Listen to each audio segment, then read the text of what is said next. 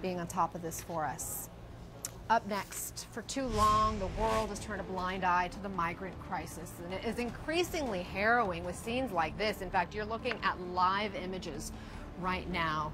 Desperate families looking for any sanctuary they can find. They are now walking along a highway. Where are they going? We'll take you right there to the scene as this tragedy unfolds next.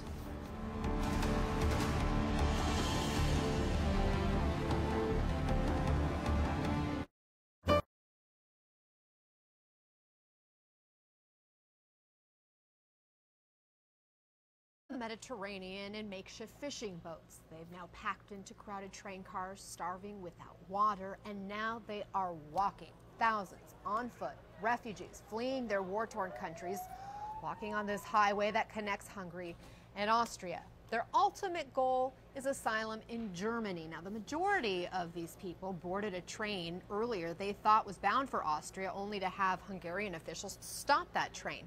And after hours of protesting at that station, an exodus of these families fled on foot. And CNN's Arwa Damon has been with them along their journey, first in the train and now is walking alongside these refugees.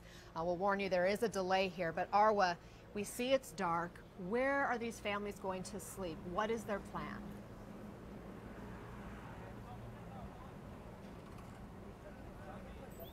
Well, right now they've stopped along the side of the road. One of the men traveling with them just came through and was like, we need to stop, we need to take a break. It's too much for the kids. They can't keep going. You'll see that some of these families have strollers with them.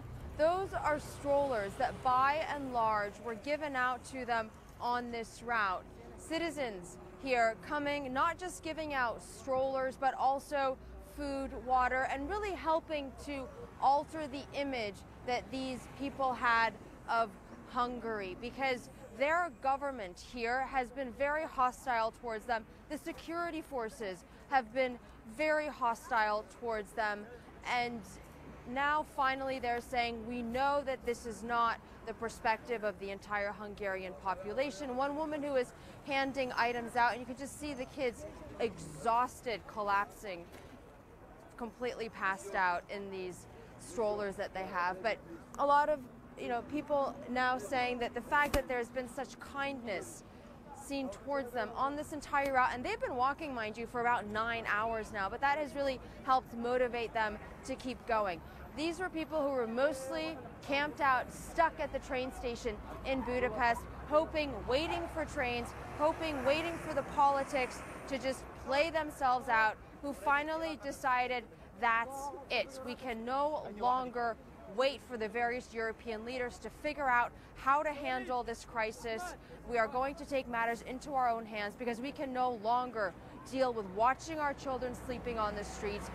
People couldn't cope anymore. Their nerves were frayed. They were emotionally and physically exhausted, and so they have decided to walk all the way to the Austrian border, where they're hoping that maybe there will be transport for them, maybe they will be able to cross. If they can't, they will just keep walking. And look at that little girl, completely passed out on top of the luggage and underneath the bag.